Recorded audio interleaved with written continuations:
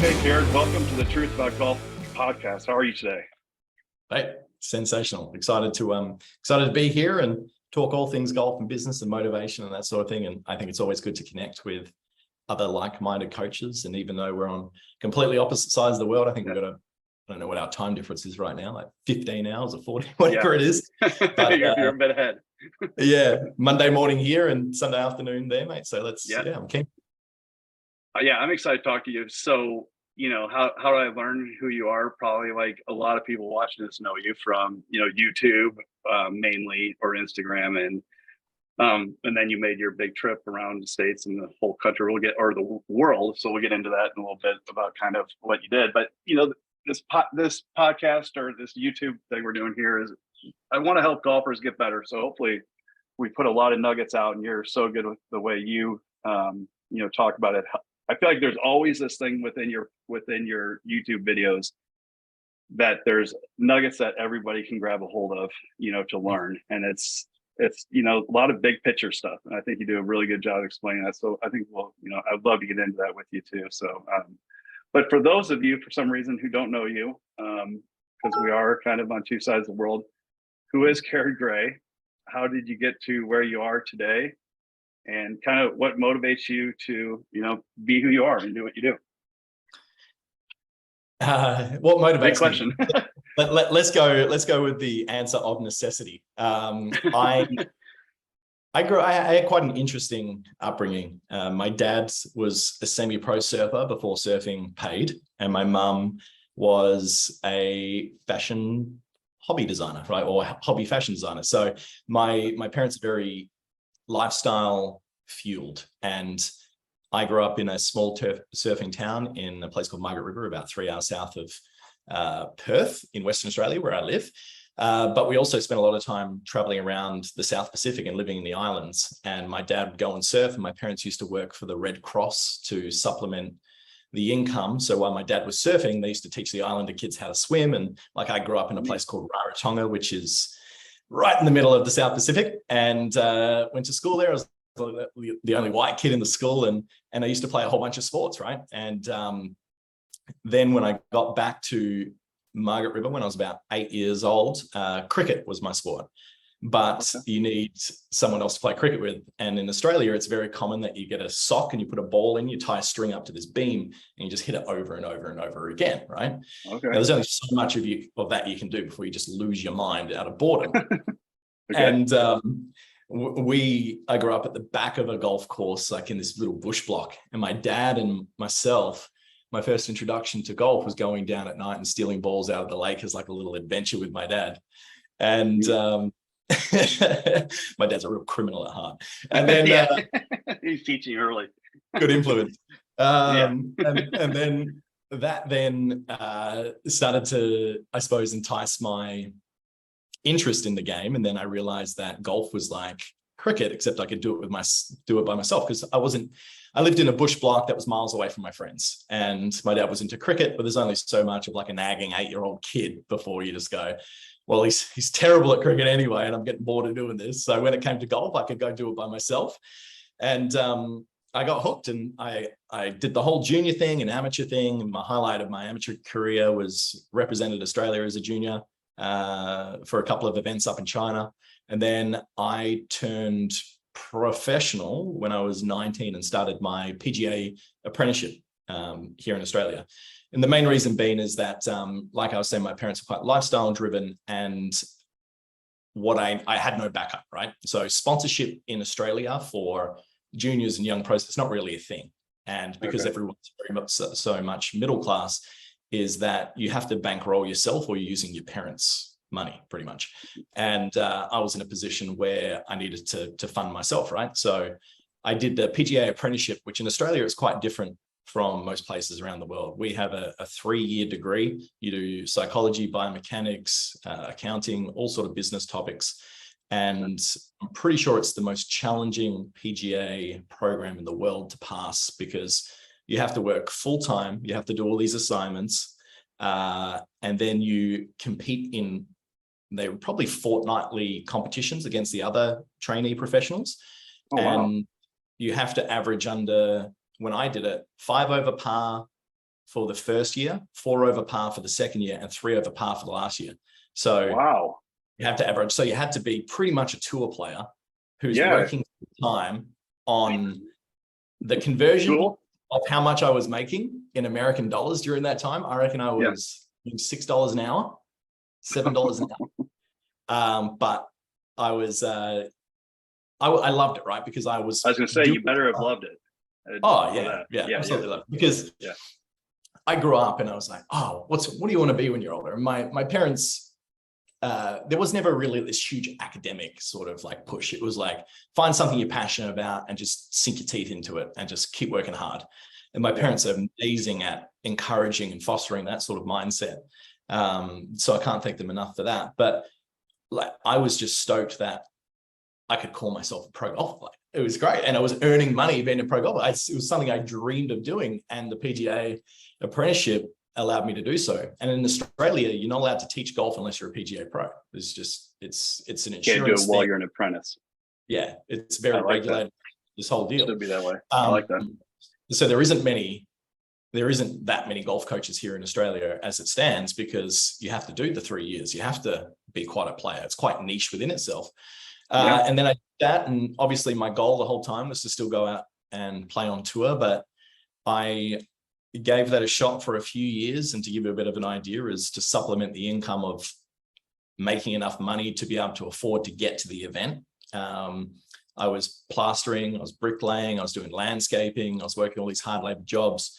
So I was earning the $200, which was a day, which was like the casual money. Then I'd save that up, and then I'd, for example, go to tour school in Thailand. Now, to fly from Australia anywhere around the world is expensive. And you're on the tertiary tours. So let's say you've got the PGA tour, the European, and then you've got every other tour, right? And the Australian, Asia, and stuff like that. It's obviously incredibly competitive. And you've got there, everyone's a professional golfer and everyone's good, but it's like you have to perform on the time that and the opportunity that you can afford to put yourself into. So it puts a lot of pressure on yourself internally, especially knowing that if you don't make the cut or you don't make the top 20, then you've got no money. You're gonna have to go back and dig holes and do plastering again, right? So I did that for a couple of years, and I essentially got myself into a position where I realized that the ideal of playing professional golf for the environment that I was in and the opportunities that life had given me in regards to being near money in the game, I would probably say is the best thing to say, is just, I couldn't afford to do it. It was just, it was driving me insane, right? Imagine going and doing landscaping for 3 weeks and you're doing hard labor jobs, so therefore you can't practice efficiently, and then you jump on a plane, you get to a golf tournament and you're rusty, you miss the cut, and you realize you just wasted all that money, and you've still got bills at home and you got everything else. So that's rough.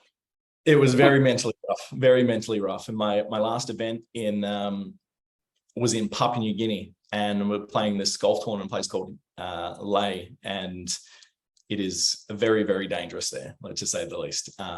They've got fences all around the golf course, and quite a few interesting things happened during that event, which aren't really PG rated whatsoever. And one of them was that I got held up on the way to the airport at gunpoint, and then that was a sign that it was really kind of time to move on. I wasn't willing to continue sacrificing other parts of my life.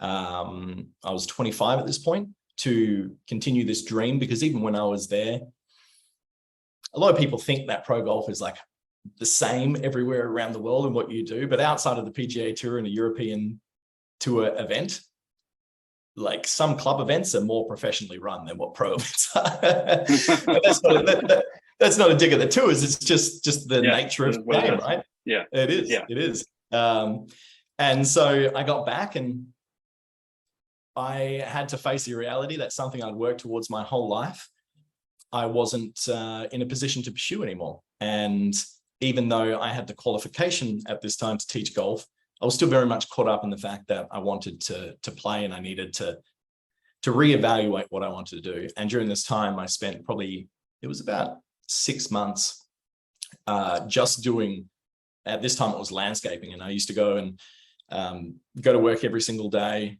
and I'd like rake mulch or dig holes, whatever it was. And I would just listen to podcasts all day, every day. And I've always been into self-development, maybe since I was about 21.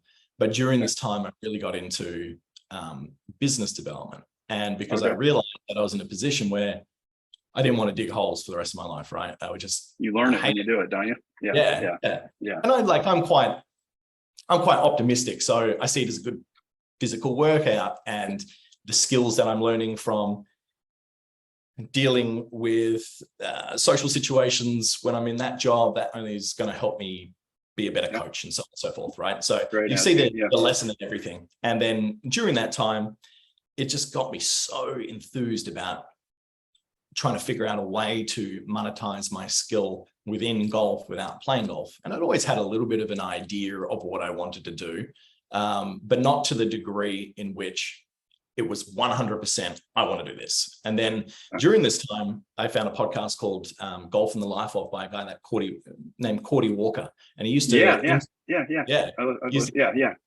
interview coaches all around the world. And I found this podcast and I was like, this is my crew. I'd never heard so many passionate coaches about speaking about their lifestyle and the joy that they get from the game without playing it. And I was like, this is the sort of thing that I want to do, right? It was just, I'd never been surrounded by that here in Australia. And then I listened to all these coaches, and there was this one gentleman that stuck out more than anyone. His name was Jeff Ritter. And I would say he was the original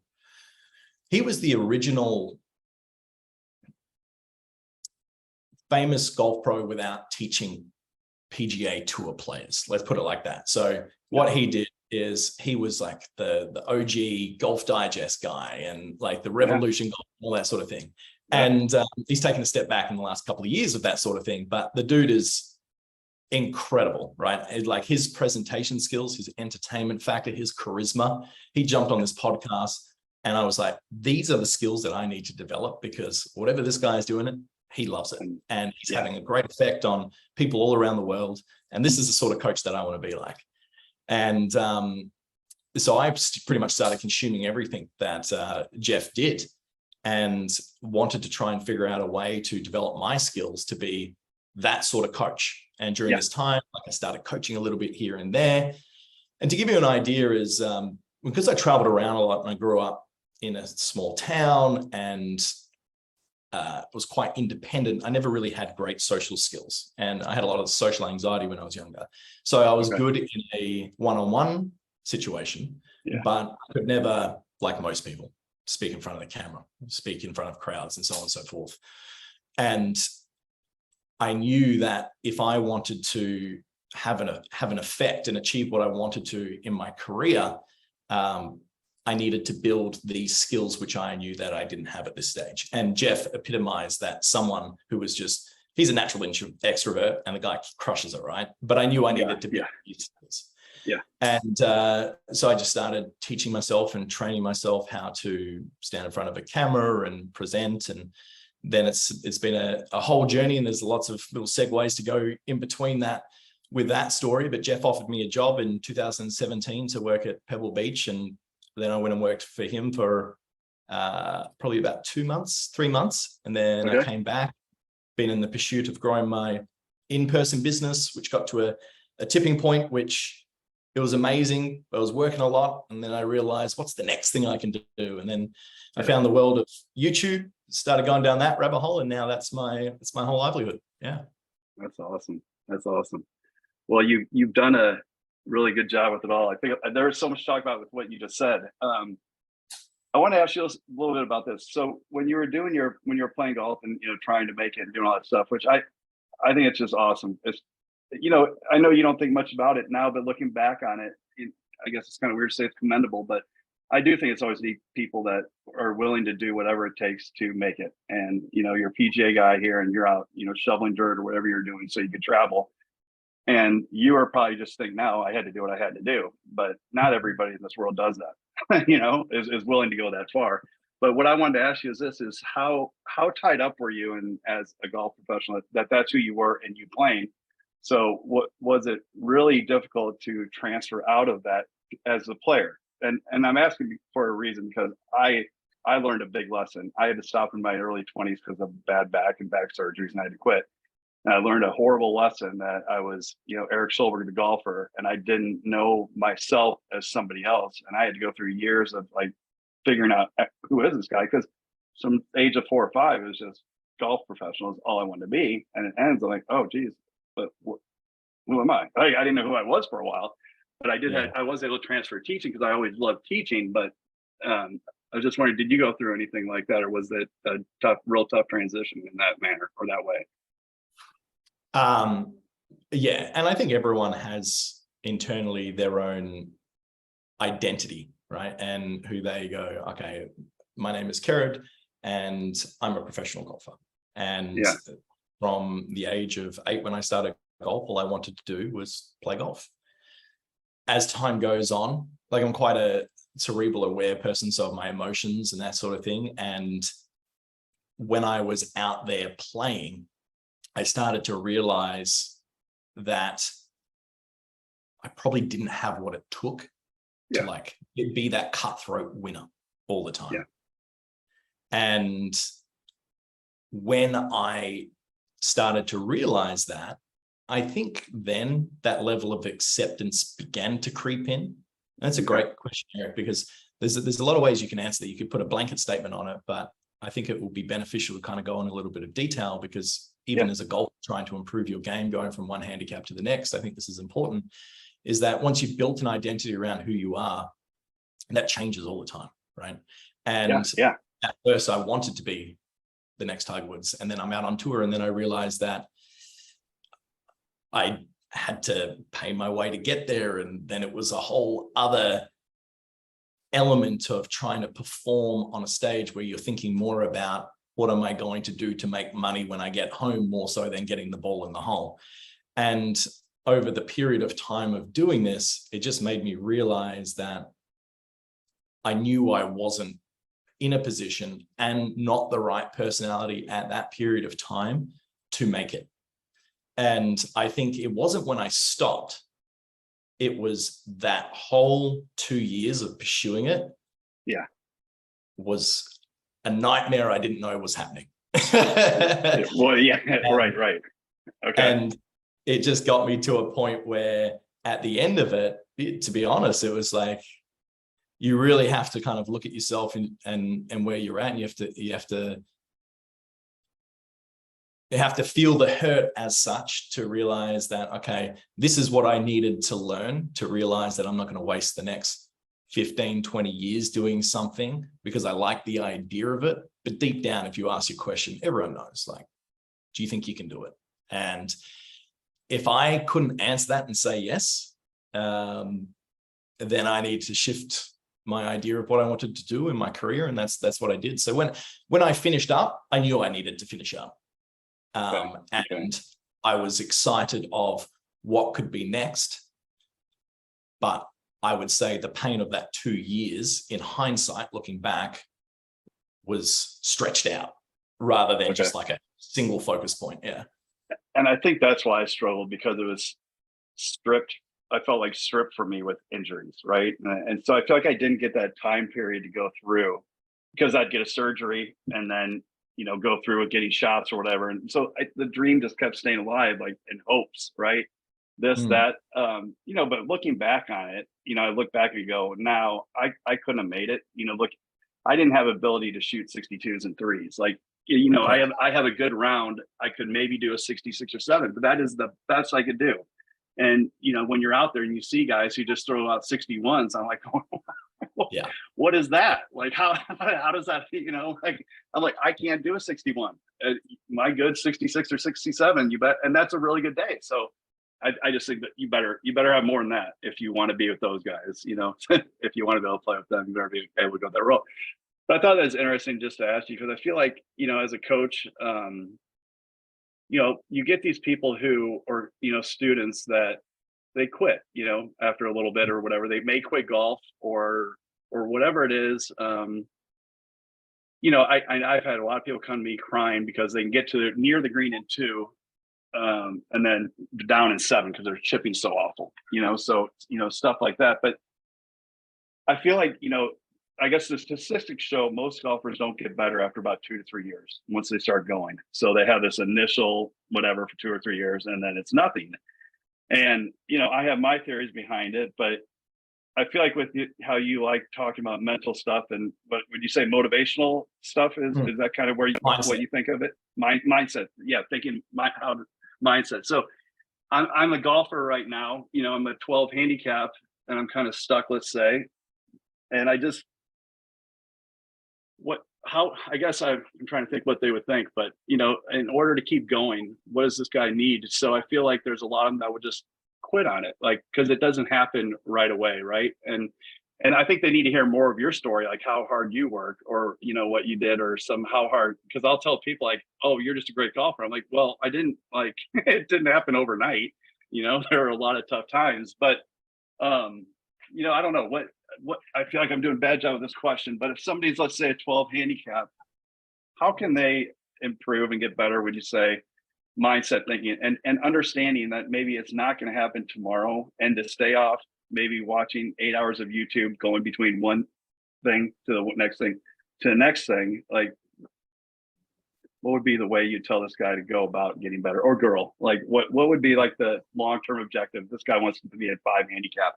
How can he think better about the process? I would say maybe that's a little better, because I speak a lot about process. Yeah, that's a really good question. The answer to that is that we are each person where they stand right now as a result of their habits, right? And that can be their lifestyle, that can be their income, that can be their relationships, whatever it is.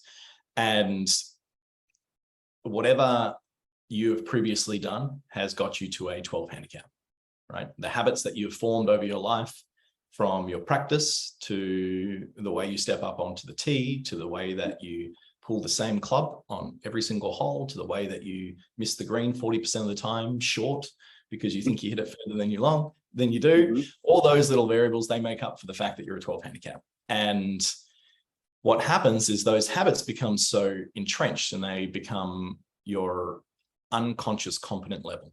So it's easy. You rock up and you play to your 12 handicap. And golf's a varied game, so you're going to shoot anywhere between your best round and then 15 shots worse. It's just the way that it does. It's the same as a pro and everyone else. But what is required to get you to a 10 is different from what got you to a 14 to a 12. So people perceive that they can just keep doing the same thing and get better, but there always becomes a ceiling of someone's potential, right? So let's say that the habits that I've got in my golfing career at the moment, with where I stand right now, based on the fact that I, as a coach, only hit golf balls, I don't really play too much. Let's say my ceiling of potential at the moment is like, let's just give it I'm going to shoot a 70 is like my best round if I go out and play. But my average is probably 75. Now, if I want to improve and I want to go and play on tour, and I need my ceiling of potential to be 61, right?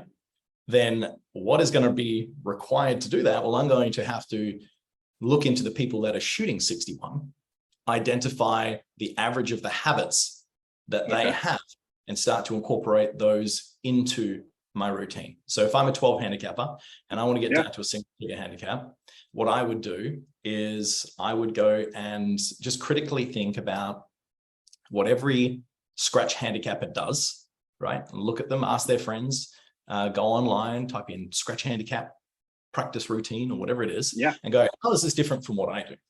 And go and play with scratch handicappers and look at the way that they go through their routines, look at the way that they think about their shots. And I guarantee it's different. And if you look at every single professional golfer, the way that they set up behind the golf ball, they assess what they're about to do, the way they walk in, the way they set their club face, it all looks very much the same, right?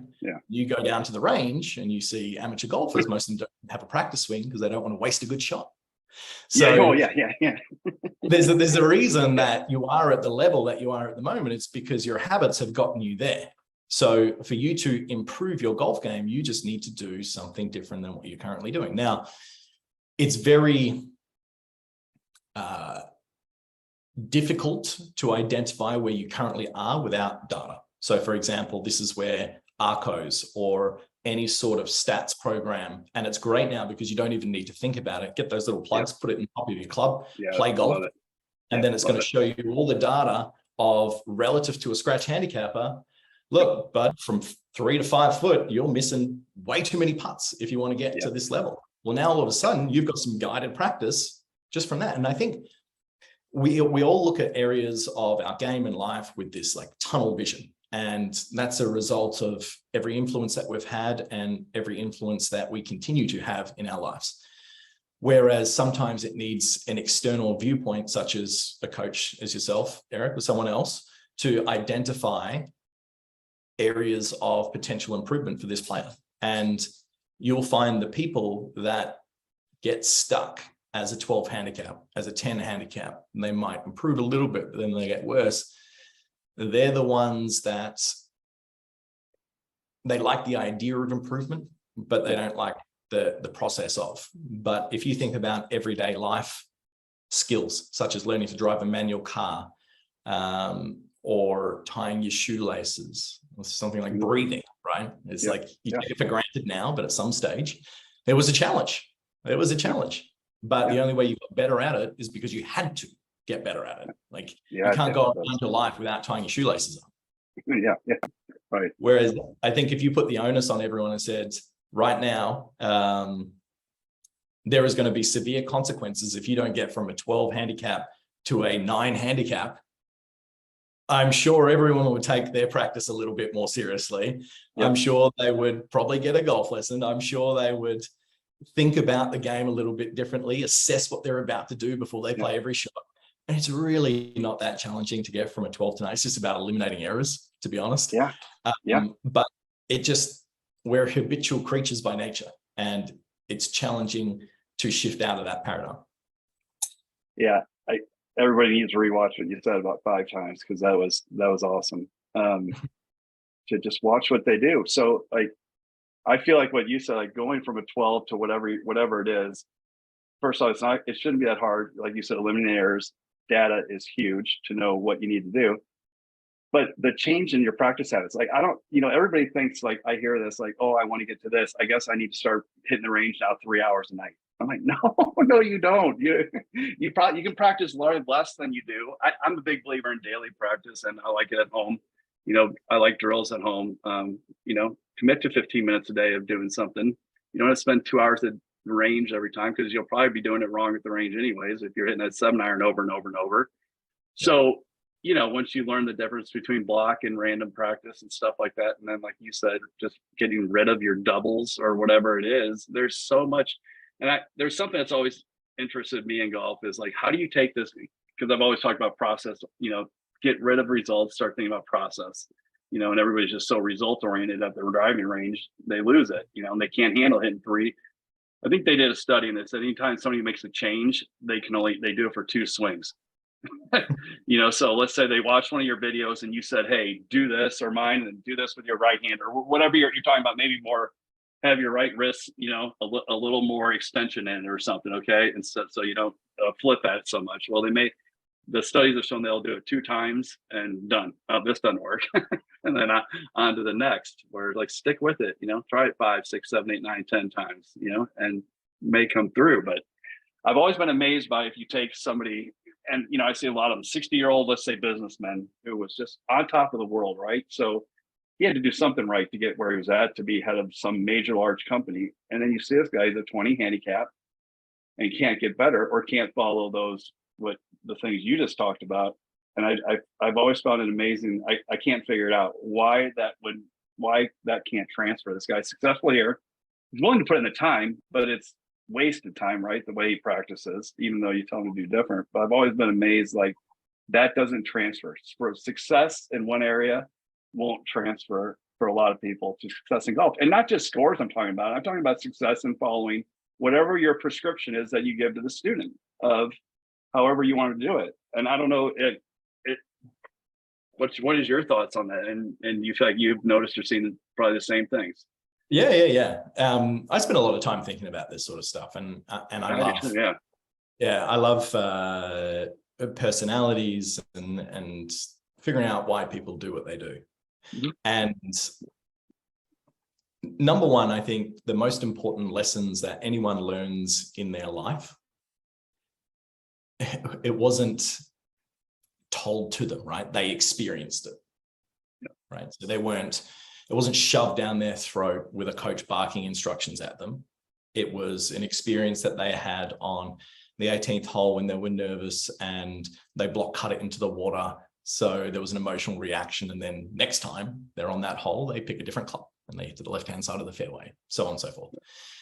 Now, when it comes to that, let's say this 12 handicapper who's a managing director of this huge company, he's incredibly successful in life. I think our job as coaches is to ask questions which gets the client to realize the answer themselves rather than us barking instructions at them. So for example, in that instance, I would ask that gentleman, okay, so tell me about your job. And he's a business exec and deals with a lot of meetings and like high-class people in regards to, they've got incredible knowledge in all these different areas about the logistics and systems. And I said, how did you learn about that? And he goes, well, I went to university and then I started this internship and then I went through here and here and here. And I said, that must have taken a while. And by this stage, he goes, he's on you a little bit thinking about that. Talking. Yeah. And then I would say to him, I said, like some days you kind of rocked up and you feel like you're in flow state, right? And it's like every single day in that meeting, you're commanding your presence and people are celebrating your wins. And then other days you walk in and you're all dusty and you can't seem to figure out this problem at work. And I said, that's very much the same as the golf game. But the thing about your career is you had to do it. You had to do it because you were doing it to make money, to have a life. And this is where it's got you right now. And I said, golf to you is a luxury.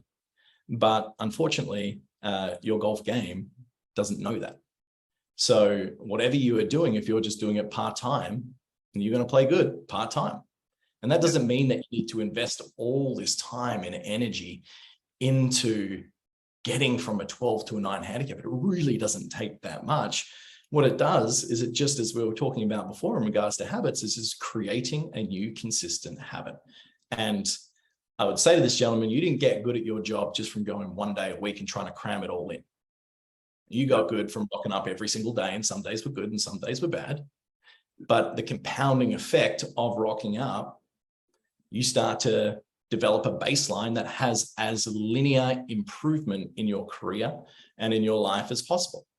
But if you only went once a week, you're going to have these exponential ups and downs because it's been too long in between those times that you actually went to work. And the same thing in golf is like, you just need to do a few minutes every single day, and based around what you said in regards to the processes versus the block. I think if golf ranges were abolished for the fact of improvement, not for enjoyment, golf ranges were abolished, everyone would be a better golfer because they would either spend time on the golf course, right? And the only time anyone should ever be working on their golf swing should be into a net where there's no outcome and they're only focusing on the process. And when they're playing golf, they should only be focused on the outcome and not the process.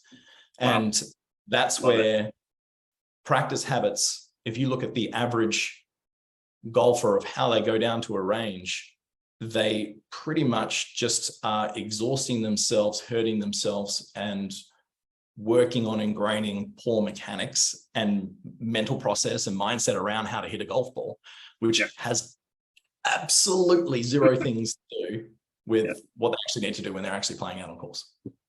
That is money what you said. I've said it forever. I just agree so much with what you said with the net and getting the range.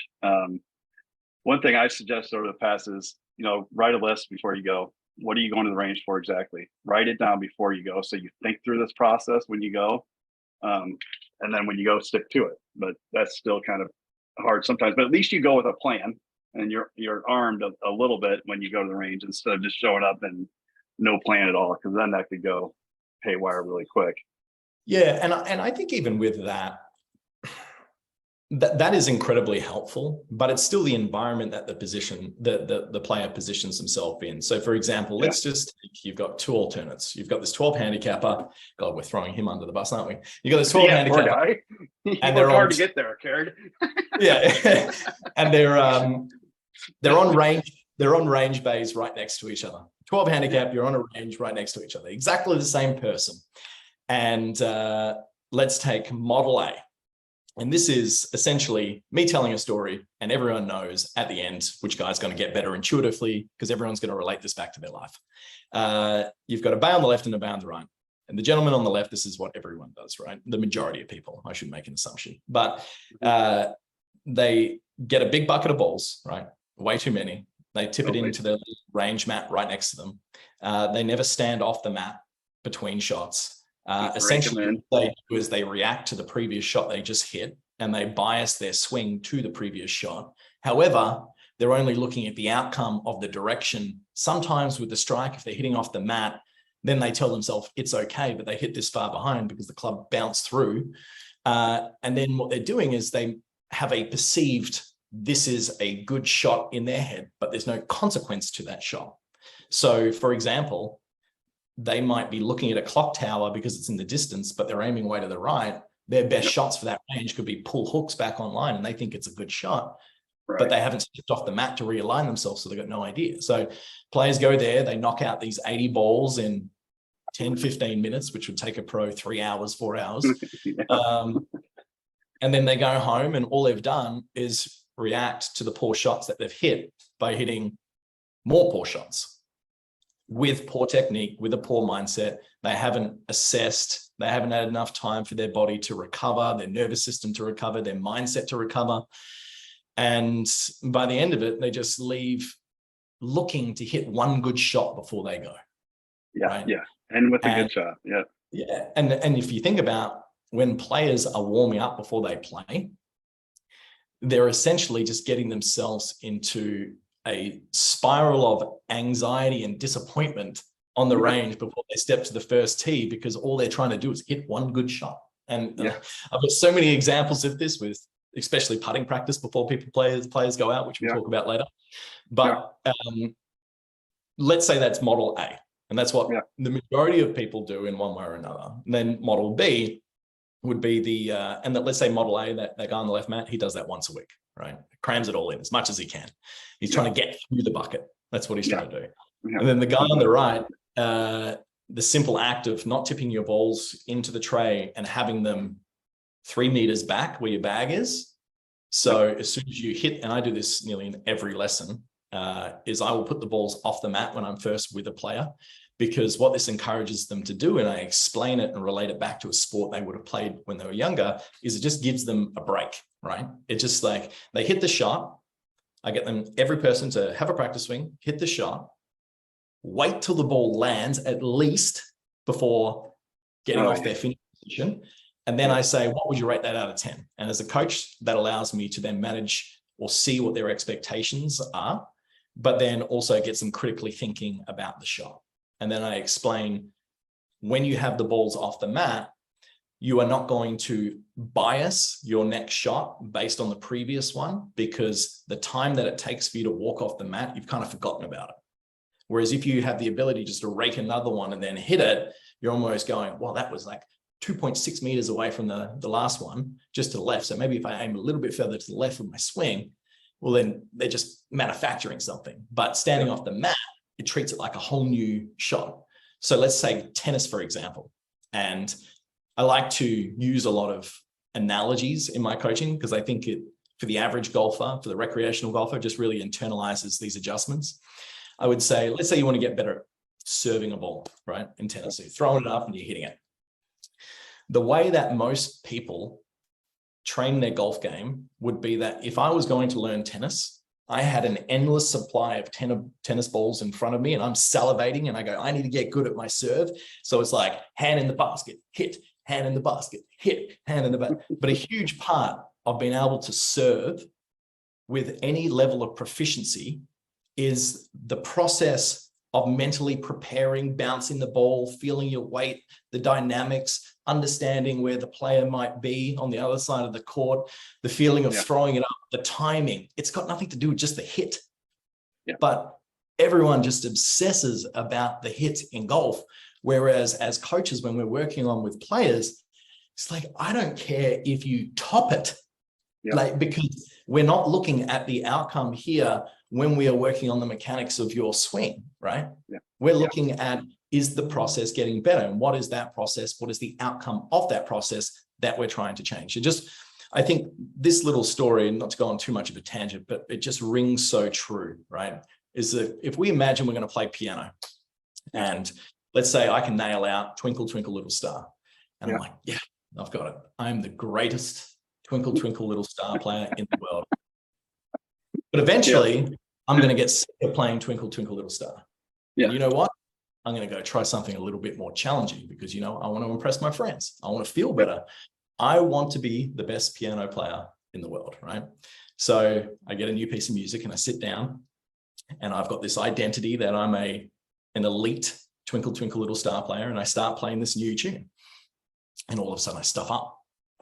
And I'm like, oh my God, I can't play the piano at all. That's the way that most people associate to their golf game, right? It's like their current level of skill is Twinkle, Twinkle, Little Star. And when we are in there making these adjustments, it's not that you're getting worse. It's just that you're doing something which is going to elevate your performance to a level greater than what you're currently achieving. So when you are working on your golf swing and you hit a poor shot, be it at the range because you're focusing on the process, or in a lesson with a coach, that is expected, just the same as if you're learning a new song on a musical instrument. Just because you can do one thing doesn't mean you can do everything. You can't nail out this beautiful composure. But you know, the greatest thing about that is, like, in that moment, you are crafting a skill which is going to bring you far greater happiness and enjoyment in this game with your performance down the track than if you just ingrain that old habit. So this gentleman on the right, by the simple fact of standing off, grabbing another ball, assessing it, putting it back on the mat, rating it out of 10, he's thinking about it, right? He's thinking about his game. And that's the same as I stuff up on the piano. I'm stopping, I'm looking at the keys. What happened? Okay, I need to be a little bit slower. I need to be a little bit more precise. I'm going to start with a small piece of music, slowly build up. I'm not going to rush. I'm not going to try and thrash out the whole thing at once, right? And then, sure, I'm going to do that. And when I feel like I'm losing focus, I'm going to stop. I'm going to have a break, and then I'm going to come back tomorrow. But I don't do that once a week. I've got to do it small bursts consistently, even if it's like 5, 10, 15 minutes a day. That is a habit that you build. And then within 21, 30 days, that habit becomes unconscious competence. You do it without thinking. And then progress happens without you knowing. I love it. So I feel like if you just use your piano story, for example, I feel like, you know, most people in this world, that's going to make sense to. And I think they would act like that way too. I don't think they would expect to go from Twinkle Little Star to whatever it is on the next level. And I don't think they would show huge levels of frustration. I think it would make sense to them, you know, right? So this is another thing in golf I don't understand. Like, I think about this stuff so much, like that's why I love talking about this. I love that you spent time thinking about it. Like, why would there be this expectation in golf that you're a 20 handicap, that you should be 150 yards out and stick it 8 feet away? Like, why would there be these expectations at all to go play 4 times a year at a corporate event and hit good shots? I just don't, it blows my mind. Like, because you wouldn't, I just think in most situations in life, people wouldn't think that about anything. Like, they wouldn't think they would be excelling if they go play. They wouldn't expect to shoot great free throws 4 times a year. I mean, they'd be like, no, I haven't practiced. I don't know. I'm not going to do that well. But for golf, they're like, like high expectations for something like that. And I don't know, what do you feel the same way? Like, you see same thing? Oh yeah. So why is that in your mind, that there would be that huge disconnect between everything else and then golf? Well, it's pretty simple, right? Is that at no stage am I going to, at some point throughout my day of trying to start the piano, thrash out the greatest composure ever. Yeah. But a 20 handicapper with a stationary ball, with hand-eye coordination from playing sports their whole life, can somewhat find the center of the club face, can get a couple of lucky bounces, and the ball go on the hole. And that's enough. And that's enough. So what happens is that, like, it's the way that the game is played sets a level of expectation that everyone always thinks about the best and the worst, not the middle. So they go, at some stage, I hit this shot and it felt great. It went 150 yards. It went in the hole. Now that is my benchmark of what I need to do all the time. I just am more consistent at that. Well, the reason you're inconsistent is because either you have an inconsistent movement pattern, inefficient movement pattern, inconsistent practice habits, so on and so forth. But if golf was more of a reactive sport and the ball was rolling towards you, you would find that there wouldn't be that level of expectation, because there are so many elements that go into that type of game, right? Versus a stationary ball on the ground where we can eventually, everyone can match it up occasionally. Right. Occasionally. I like that. Yeah. So in conjunction with that, there is also this idea that what everyone sees on the PGA Tour and on social media is how a golf professional plays. Golf pros suck way more than you think. Everyone because you're typically seeing the top group on the PGA Tour. I mean, you're watching the final two groups on Sunday, right? Typically. Right. So you're watching the best players in the world. Out of 100,000 golf pros, right? The best players in the world on the biggest stage, playing the best that week. And I love it when everyone comes in and they go, oh, like, I'm so inconsistent. I shot like 41 on the front nine and then 45 on the back. And I asked them, I said, what I want you to do is go to the PGA Tour leaderboard, right? And I want you to go and look at the guy at the top and the guy down the bottom. I said, that guy down the bottom, he probably won last week. And he's doing this for a living. Do you think he's frustrated? And tell you what, it's not 4 shots, mate. The difference, no matter what level you're at, your average, let's say an average, is going to be about 15 shots. A pro can shoot 65 and 80. They can. That's what they do. A PGA Tour player, John Rahm, can shoot 65 and 80, right? And that is expected. But a 20 handicapper, right, they're disheveled when they shoot 90 or a 97. It's like, dude, your range of consistency should be even more. You should be like 20, 30 shots. So it's more of the education for the average golfer out there going, and golf is hard, right? You watch a highlight reel of baseball, they're probably hitting home runs all the time, but not often does a baseball batsman hit a home run, and they're pros. And in golf, you're just watching the best shots, and they do happen more often for pros than the next, but on average, not nearly as much as what people think. So unfortunately, that sets the level of expectation of what average golfers or amateur golfers should achieve, matched with the fact that it's played from a static position. So occasionally they can coordinate a movement that works in their favor. So it just creates this imbalance between what they perceive they should do and what they can do and what they have done.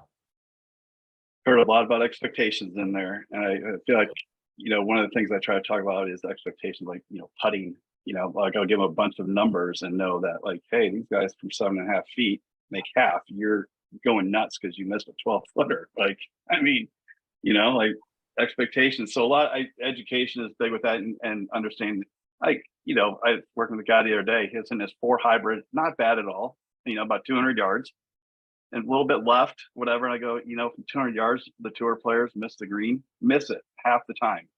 He's like, well, yeah, okay. Then, you're probably hitting it a lot better than when you think right there, so expectations like keep coming back over and over.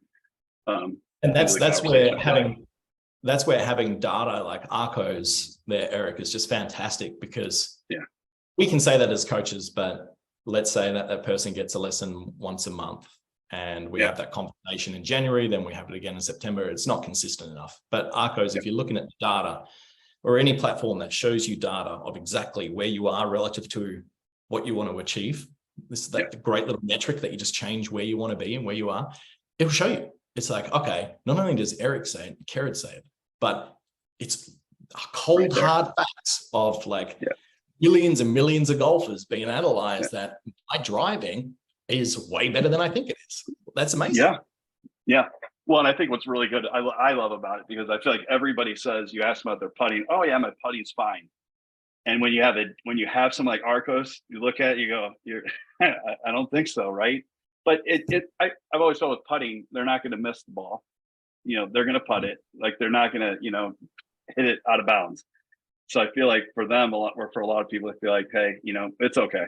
I don't look real foolish or hit them out of bounds or whatever. So they don't focus on it. But when they look at their score and look at Arcos, they're like, yeah, my putting's not that great. I probably could work on my distance a little bit because I'm blowing it 13 feet past the hole. But think about this, right? And this is a great way to put putting on the same level of importance as every other part of the game, right? Okay. It's like, whenever you miss a putt, move it back 2 putter lengths. I guarantee you'll focus a lot more on your putting. Yeah, right. Because like, it's the flat edge, it's a round ball. It's really not that hard, right? It's like from point A to point B, regardless if you miss it, like you can get somewhere near where it needs to be. But with a drive, right, golf is fine-tuned mechanics played at a high speed with lots of variance. Like 1 degree or 2 degrees here is like sliced into the bush behind a tree over there. And there's so many other variables you can't control, like bounces and so on and so forth. But a putt, it's like, it's boring, right? It's from here to there. So it's either going in or it's not. And then I've got the next. So I think it's just by nature of the game that people naturally focus on rectifying their dispersion and their strike on the full swing far more than the importance that they play in putting. And they almost treat putting like it's worth half a shot, rather than really focusing for the fact that that putt that you hit that far is the same as your like 300-meter drive. Yeah, it's kind of hard. I feel like to get that message across sometimes, how much their score could drop at chipping and putting, and just leave the rest of the game as it is. Become pretty darn good at chipping and putting, see what happens. But that's not as fun as trying to hit it, long or whatever. So I want to get into something here with you about, well, first off, I want to tell everybody here about what you just did recently, going around the world with coaches and meeting with coaches and people. And I'd like to find out, like, if there's anything maybe that surprised you with certain coaches, or, I don't know if there's something maybe you thought you learned that somebody did different throughout the world that's kind of a little different than what you were used to. I know I loved watching them. I feel like things are just different. You're watching things from Dubai, to England, to US, and I just think it's really interesting the way different people, everybody goes about things a little bit different. But I don't know, you're a great coach, and like, I love hearing you talk about stuff. So tell everybody what you did, and then kind of where you went, and then if you did learn anything, what was it? Yeah. Well, you definitely learn things every session, every coach that I'm working with. So to give the guys at home a bit of an idea, is I had a in-person coaching business that was working really well. And then I just got to a point where I wanted to start to diversify what I did from a business sense, obviously level up what I was doing in my career.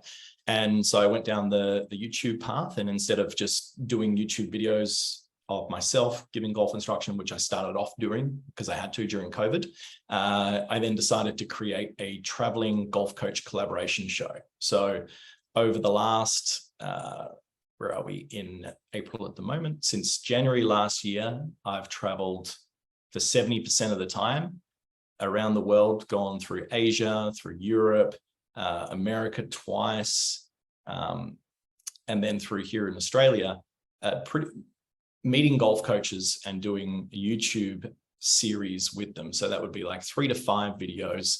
And we discuss different topics of the golf swing in a natural, organic conversation between 2 coaches.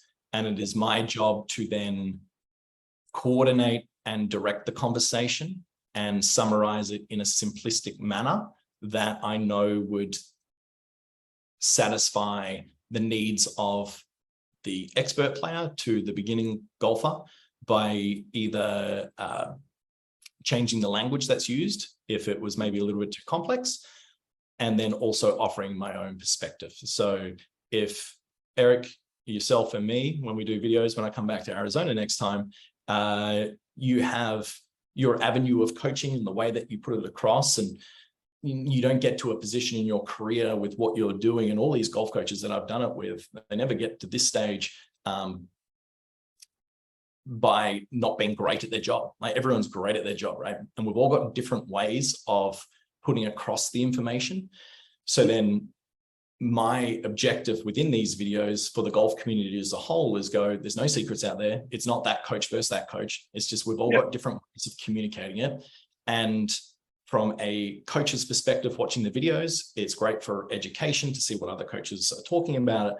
And then from the player's perspective, it's great to see this collaboration environment where, look, Erik and Kerrod, they do say the same thing in a slightly different way, but now I understand it's still pertaining to this adjustment that's required with this player. So it's like problem, solution, discussion, tangible drill to take away, right? So I make sure that whenever I'm doing these videos, I'm putting the information in such a manner that can pretty much appease what I think is going to help golfers of all levels.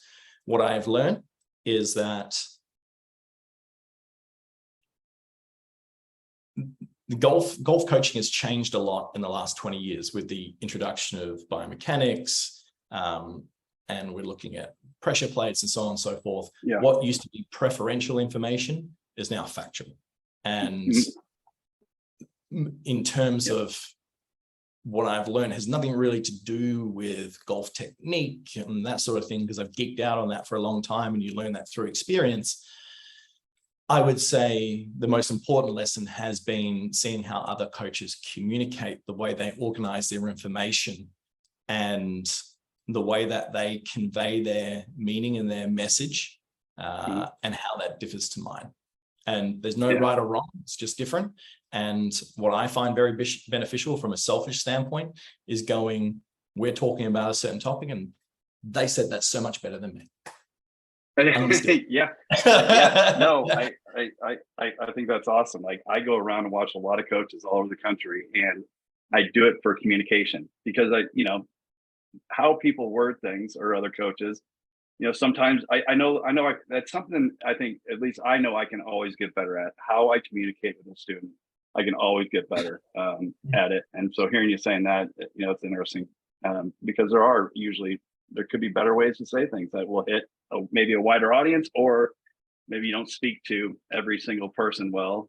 Maybe you speak better businessmen than you do certain people over here. So I think that's really neat. Pick it up and learn that when you go around. So actually, I will say, when you were saying that, it did ring one thing, is that I think the most effective communicators are storytellers. Storytellers. Yeah, because then within a golf lesson or an adjustment, very similar to the piano story that I was talking about, no matter what level that you're at, you then relate it to what you are as an individual doing. And those facts don't change.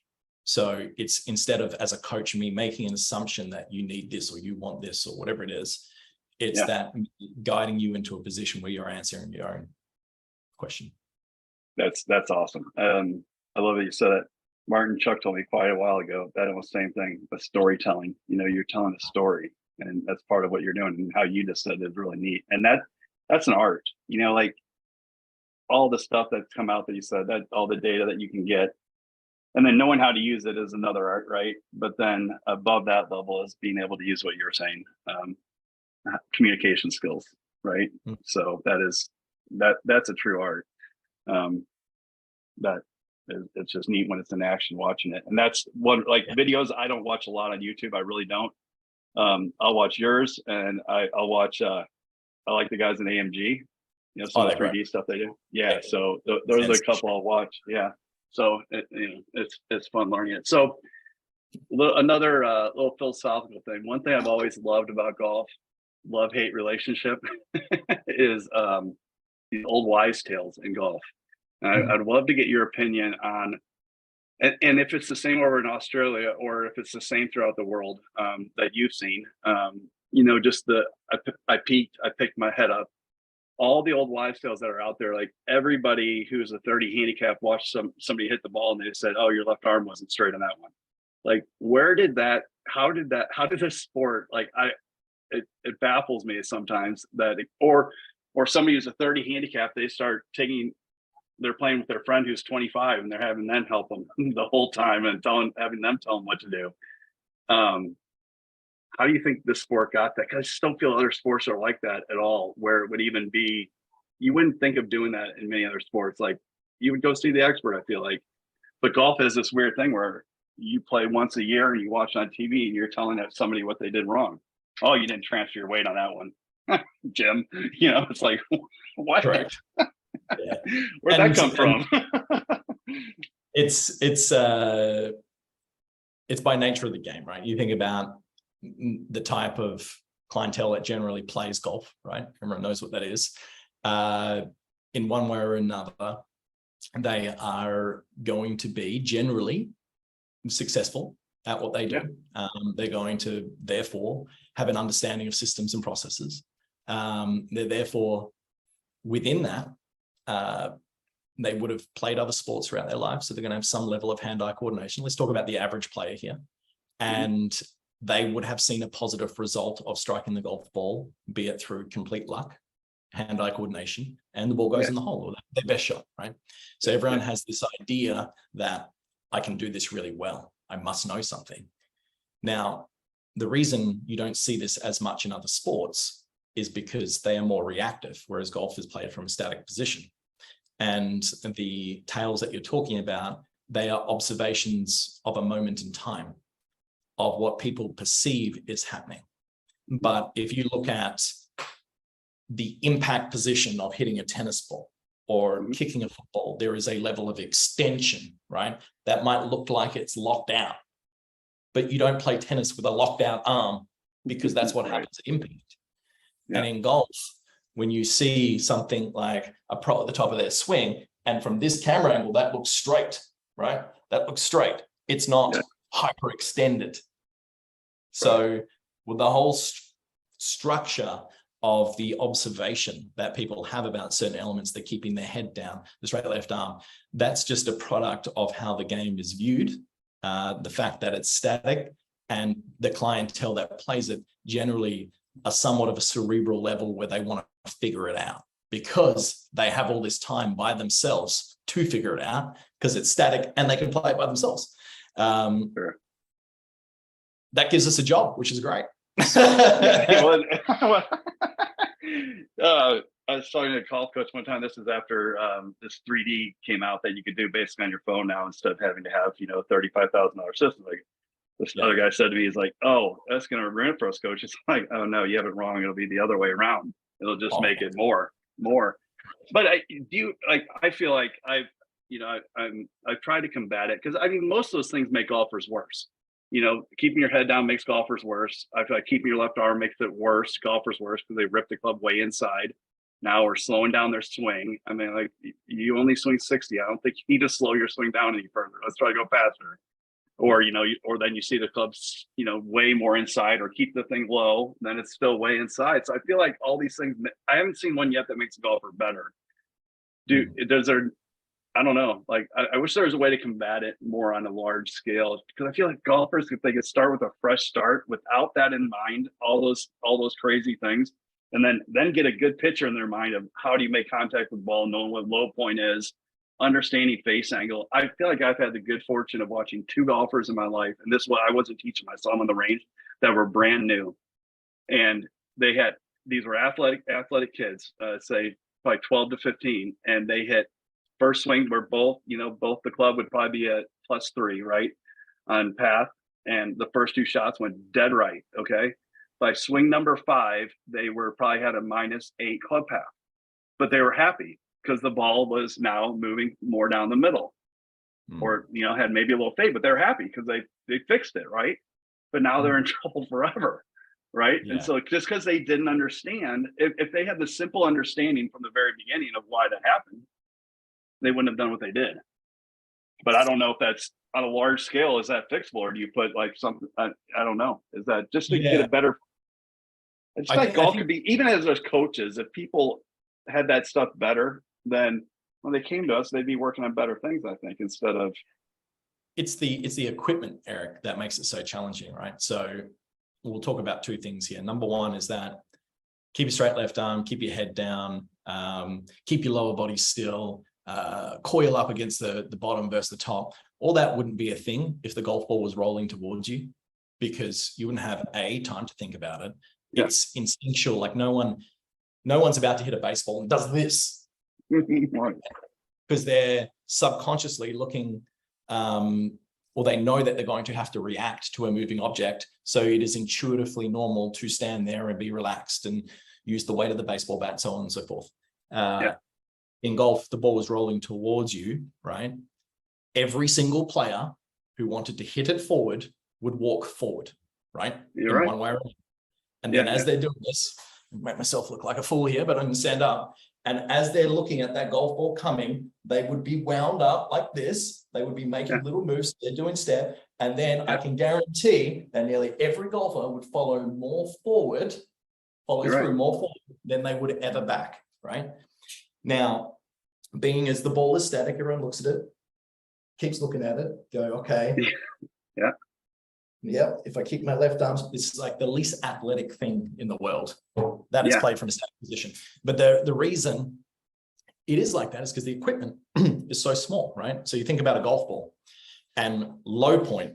I love using this analogy. I don't have a golf ball on me. We will use, arts and crafts time. I'm going to use a piece of paper. So, this is a golf ball, right? And this is approximately the size of a golf ball. Now, golf club, right? For people who don't know this, this is the most important thing to know in golf. The golf club goes down when the ball's on the ground, strikes the ball, has a low point approximately 4 inches in front over here, and then rises up. That's why you see like a divot after, right? Now, in every other sport, the ball, or most other sports, is like 20 times the size of this thing, right? So to get the ball going up, your foot or whatever you're using goes up because you've got the underside of where the equator would be. So if it's a big ball, underside of the equator, you got all this room for error and the ball's still going to go up. But with a golf ball, because it's so small, there is no room between the ground and the equator. So the golf equipment is designed with two angles. You've got the shaft angle and then you've got the face angle. And then the shaft angle needs to be pointing down. So the loft causes the ball to go up, not you trying to intentionally hit it up. Now, if the ball was rolling towards you, sure, that would be very challenging because the equipment's so small, but most people would at least be moving forward. The club would somewhat be traveling down. You would find that golfers would generally be better. And we wouldn't have a job, Eric, if golf was the ball was this big ball. The golf ball was this big, right? And the club would only need to be a little bit bigger. But if the ball was bigger, right, golf would be so much easier because it wouldn't curve as much, wouldn't go as far. It would be easier to get up in the air. Players wouldn't get as frustrated. And that's why super golf, I don't know if you have that in America with the big balls, it's like it's a lot significantly easier than normal golf. It's just because of the equipment. So as soon as you look at the way that it is designed, it's no wonder why these things become apparent, because it's so challenging with the equipment that people are trying to find a solution that makes logical sense. And they see a pro back here with what looks like a straight arm, but it's not hyperextended. They keep their head down as a moment in time that they try and apply that system to golf. Yeah, good point. Is I guess, and well, I mean, I like impact bags. I know some people hate them, but I love like letting them see where they're at. They're all forward, like you're talking about. They're on their left side. Clubs in a good hands are left. Clubs in a great position. A big bag, right? So kind of same thing. Is golf too hard? In general, like it's just golf too hard. For who? Like I love that. Somebody picking the game up from the beginning. I don't know, 20, 30, or 40-year-old. I don't know. Is it just too? It's a weird sport. I don't care. Like I think about all the people that pay money here in Scottsdale, $250 to go play. They don't have fun for 4 or 5 hours. They're complaining that whatever it is. it's kind of a weird thing. How many things in life you spend money for and you get upset the whole time you're playing and you walk out. So you paid money to be upset. Okay, but it's the same thing as buying a lotto ticket. It's the idea. Yeah. It's the idea. It's the idea of the good shot. It's the idea of I'm going to be there. And that's why the whole, that shot will bring you back. It does. Yeah. Yeah. And the reason that people buy lottery tickets is the idea that they're going to win. Now, how much money do people spend on lotto throughout their life? Probably a lot of people keep rocking up to the golf course. And yes, they're going to win and hit a good shot more often than they're going to win the lotto, unless you're really, really lucky. I don't want that person's bank account. But they they're going to be in a position where it's an emotional reaction to the game, because you can do it at any age. You can hit as good a shot as a pro on your day. There's recreational golfers that have had far more hole-in-ones than me, just at my lonely one. And there's pros out there who've never had a hole. Yeah. So it's unlike any other sport where you can play on the same course as a major championship. Yeah. You can play with professional golfers, and with the handicap system, you can beat professional golfers. And on that same shot, that same par 3, everything else, you could hit it inside a pro. Yeah. If the pro just misses. That is the beautiful part of it.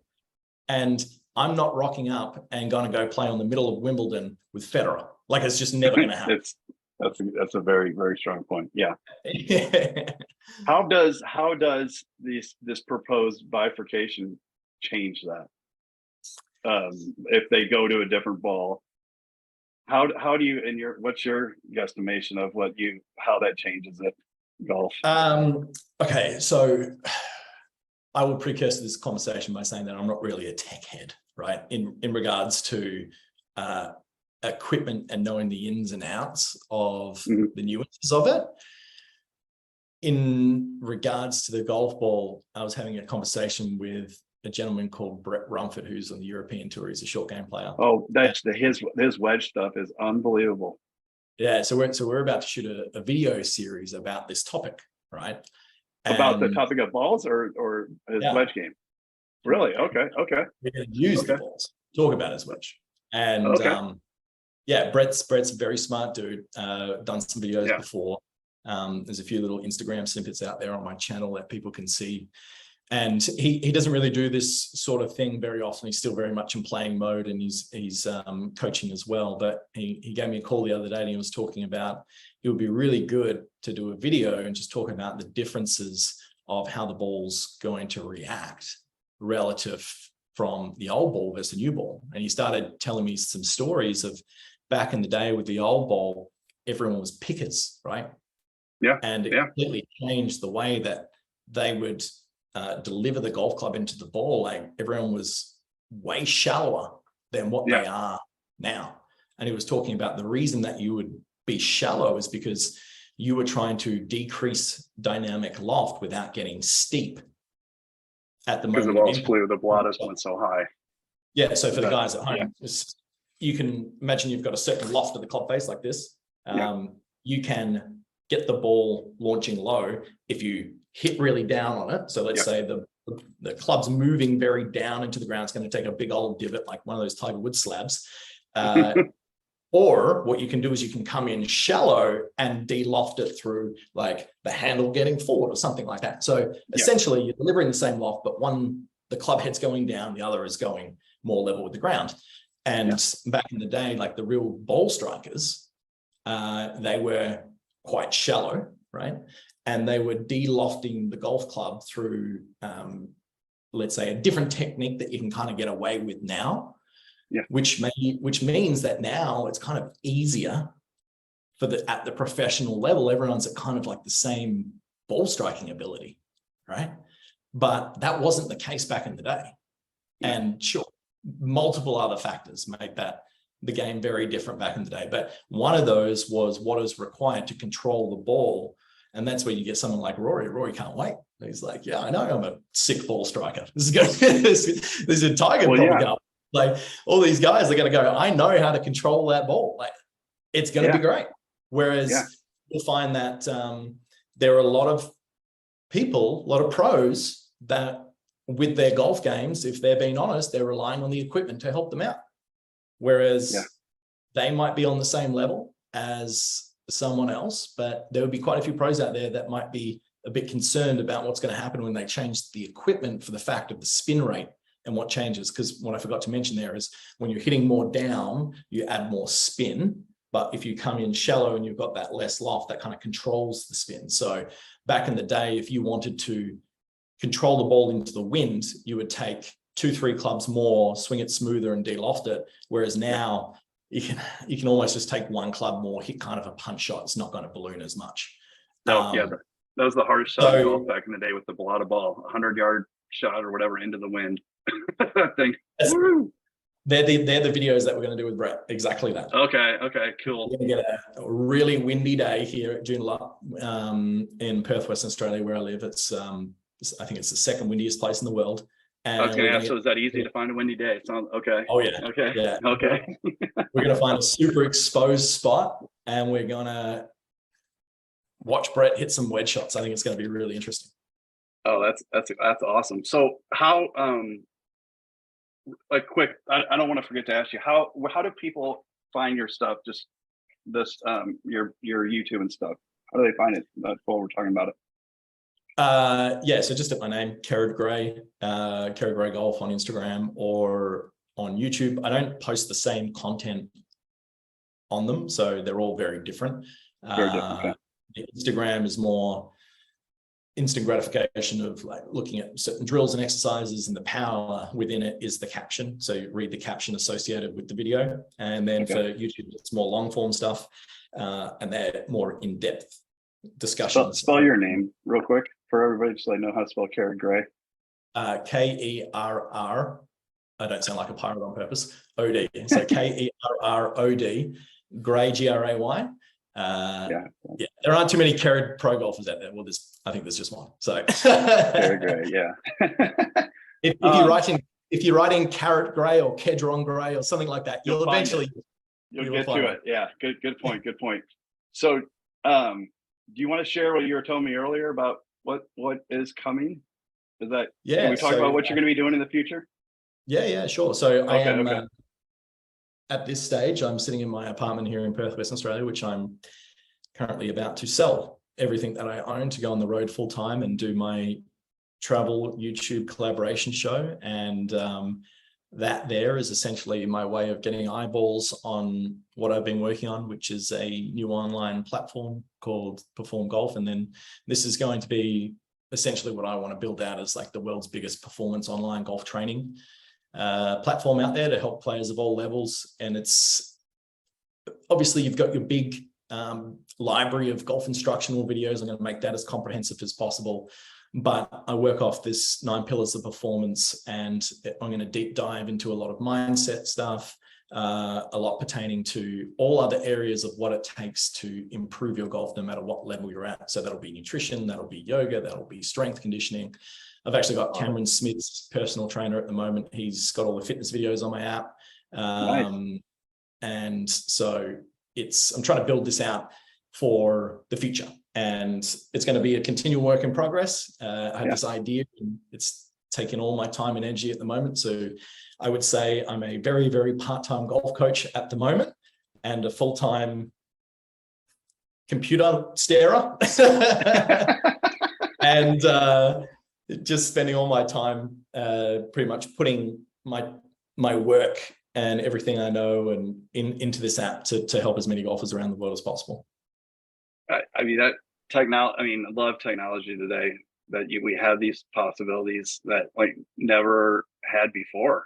I mean, to me, it's amazing where golf is right now. So 2023, somebody from, I don't care, America can find you and work with your stuff when you're 15 hours away from here. And because I think years ago, before even the internet, they said it was something like you would go to your golf course or your golf pro an average of like 2.7 miles away or something like that. You basically, whoever was closest is where you went, and now it's like people have choice, like you look it up, Google, whoever you want to take it, who's the best in this area or whatever you're looking for, whatever your criteria is. And then now they know with like your app, I like how you go the full plan, like So there's plans on it, right? If you're, let's say, slicing, would there be help if let's say I'm a slicer, like a plan to not slice anymore? Is that kind of what you were saying with stuff on there?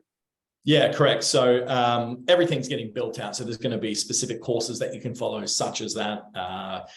They're going to be slightly different from what you would generally consider, because I'm going to embed a lot of like skill development exercises in there as well, because what I am conscious of is that this is a player at home looking at, even though I could put together the most well-articulated plan for someone to follow using technical example, okay, the grip should be here, your body should be here.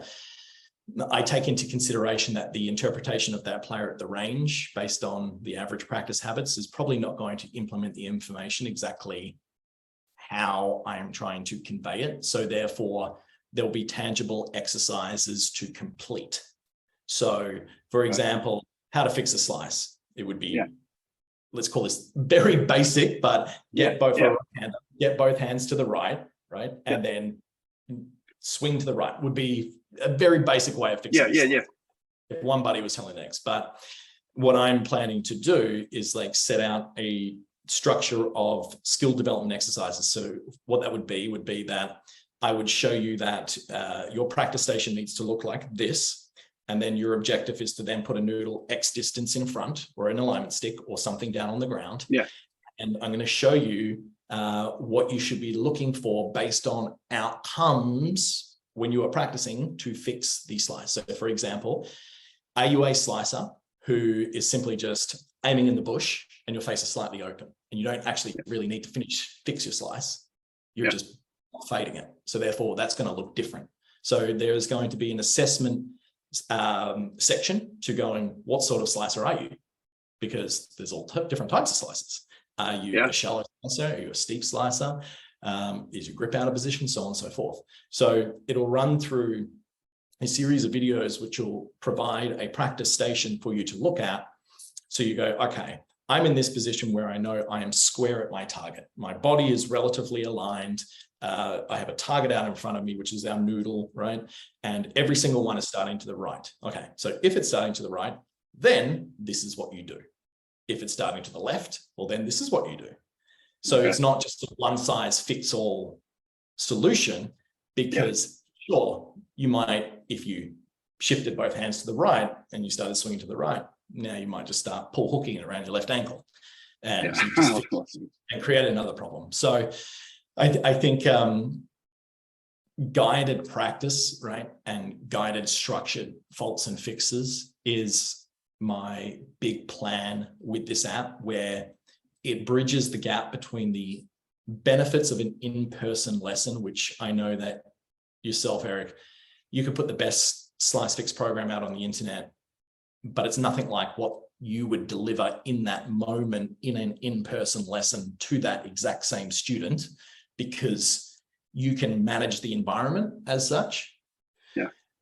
Whereas I feel like there's a huge gap in the market, and Golf Bros, you can steal this if you want, for creating structured curriculum and outcomes where it bridges the in-person components, but also the benefits of being able to watch it at home. And if I'm in Australia and someone can learn from me. So for example, it's not just how to fix it. It's like, you need to set up this, then you need to achieve this. If you can't achieve this, you keep doing this until you can achieve this.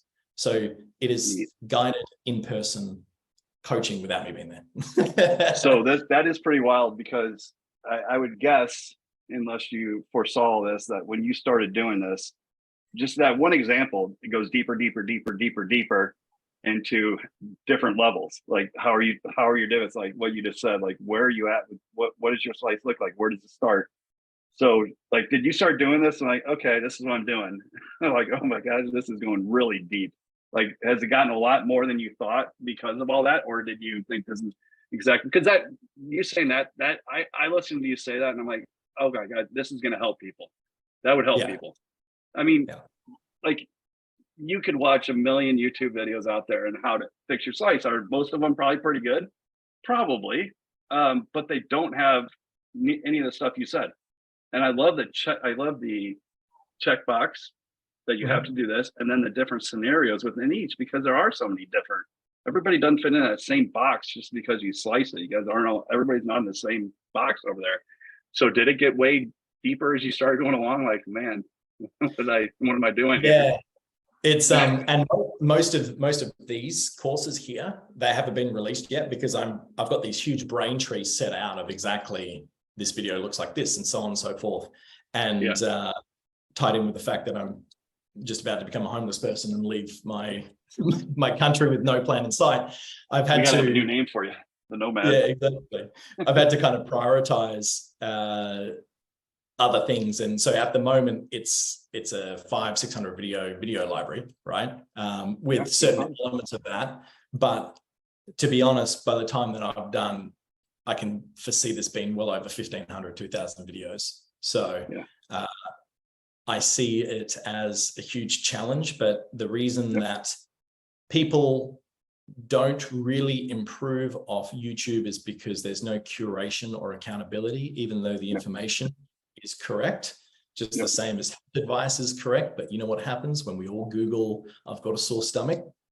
It's not a good ending. So that's why you need a doctor, for the curated accountability of the doctor saying, this is what you need to do, and you trust him. And then that's what I'm trying to put into this app. And it's going to be one of those things that it's only going to appeal really to the real driven student out there, because it's not a quick fix. Sure, if you want to go there, you want to find the video that says shift your hands to the right and swing, shift your hands to the right and swing to the right. Well, then very much so, there's a million other programs out there for that. But mine is going to be pertaining specifically to performance. Yeah. Well, I mean, all the other stuff that you listed too, I absolutely love it that is going to be on there. But you know, what you mentioned with the other stuff that's already out there, that even if that stops that person for a bit, they don't improve. If that was true, then handicaps would have improved like over the years quite tremendously. Because for the amateur, how much more access is there to instruction now, even just on the internet? A ton. So you think these guys should all be improving, but they don't have what you've mentioned that you're doing. So like in your app. So kudos to you. That's awesome. I think it's neat listening back to like where you were in your life, you know, digging and doing work to pay for where you're going to go play pro. And just, I love looking back on stuff, and now here you are with this, getting ready to go out back on the road. And it's a neat story. That's all driven through hard work. And I think it's always neat about golf and, you know, instructors and players is a passion that we have. And you're not going to do all this hard work without passion that you obviously had to work this hard at it and become as good as you had, and, you know, good presentation. And this app has to be a lot of hard work too. So, but I recommend that's got to be. So when can golfers get, I mean, can they get it now, or should we wait? What would you say? Yeah, so it's on the App Store. It's called Perform Golf. It's got a green background. It's going through some little changes at the moment, so it'll be ever evolving. But whenever anyone listens to this, they can go find it, and it'll be regularly updated going forward. And there's going to be more programs released, but there's enough in there to certainly satisfy the beginners to start off with. And when they sign up, they get free swing analysis from myself and 7-day free trial. So that's all. Yeah. So there's a very low barrier to entry. And to be honest, right, if people stay on or they don't, it's not going to affect me, right? It doesn't matter. Like I think it's just a valuable resource for me over the amount of time that I've spent in my life thinking about this game, working on this game, becoming a coach, setting up my in-person business, going around, learning all these skills, and then meeting all these other coaches, is that I feel like I would be doing myself a disservice if I didn't put this all down somewhere, because there are so many. I know how beneficial it is for me, because I think about this all the time, of creating good habits, of going to my gym classes and all the business development work. And it's exponentially changed my life. And I feel like being introduced to that in the form of golf for a lot of players can completely change their perspective of what they can achieve, right? And then that gets them enthused and excited. And as a golf coach, every player comes to you for a different reason, but it's for an emotional reason, right? They might be nervous, they might be anxious, they might aspire to achieve something. It's always connected to an emotion. And our job is not really to fix the technical issue, right? It's to arm the player with tools that if they work at it, they can, but our real objective is to show them what they can achieve. And you can do that in person, but I feel like you can also do that on a global level, and that's what I'm pursuing. An app like this is definitely too going to, which I feel like a lot of it's online coaching, but it's going to be somebody motivated, right? That's going to want to go through it, motivated person to go through this. So are you doing any more, besides the analysis and stuff like that? Are you doing any more online coaching if somebody wanted to, or no? You still are? Yeah. How can they get a hold of you for that? How do you have time for that? Well, they'll get it back from who knows where. You could be in Europe. You could be US. Yeah. You'll be somewhere, but you'll get it. You'll get it in the middle of the jungle somewhere. But you'll get it back to them. Promise. 24 to 48 hours, you'll have something back, right? Yeah. I don't sleep much, but I got an opportunity here to do something and create something that I think is going to make a big difference in the world of golf, and also for myself, just like create great memories. And so I work a lot and I really enjoy it. Sure, make sacrifices, but I wouldn't change it for the world. And just continually just building it out. And I am doing a lot of online coaching still, because it's not cheap to develop any of this. How do they get a hold of you for that? Yeah, they can do it all through the app, right? So through that, they can get a hold of you through your app for that.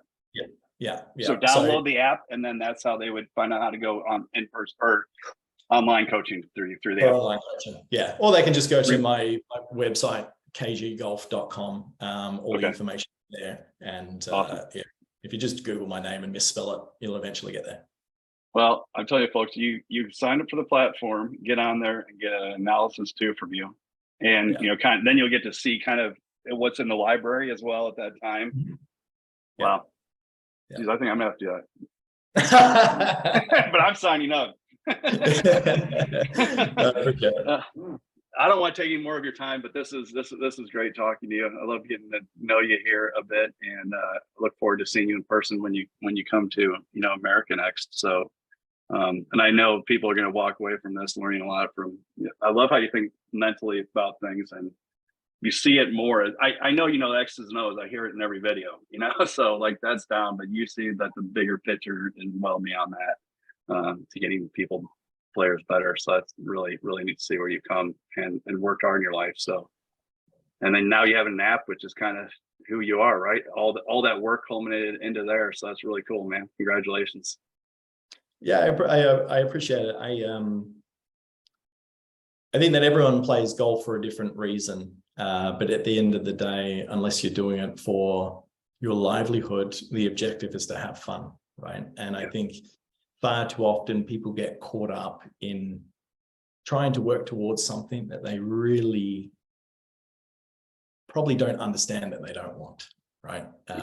They like the idea of shooting 70, but they've got a life outside of it, and they've got kids, and they've got everything that goes into it. And I feel like when they are pursuing a game which is as challenging as golf, as technical as it can be broken down, right? You just got to have a good, fun experience. And as coaches, Erik and yourself, our objective here is to kind of get that golfer that doesn't know where they sit. They don't really know what they want to achieve. They think they want to get better. They think they want to do this, but go, okay, critically think about what could you do in this moment to make you excited and enthused about your potential. That might just be as simple as, for a lot of people, getting the ball in the air. Well, that plan there is going to look very different from a high school golfer who's getting their whole life bankrolled and they want to become an elite player, right? So I think every player at home, if you kind of sit back and go, what is my number one objective in my golf game, without any ego attached, without saying something in front of my friends because I think I need to say it? And do I want to stop slicing it? Do I want to hit my driver a little bit better? Do I want to do X, Y, Z? And I think that's the importance of coaching. The people that come to you, Erik, or a well-renowned golf coach in the area is going to be able to identify where that player currently sits and ask them questions and guide them in such a way of giving them a really good plan for them to derive more happiness from the game. Couldn't have been said any better. Kerrod Gray, thank you for coming on The Truth About Golf. Appreciate it. Thank you so much. You're awesome. Appreciate it. Thank you. Appreciate your time. Thanks.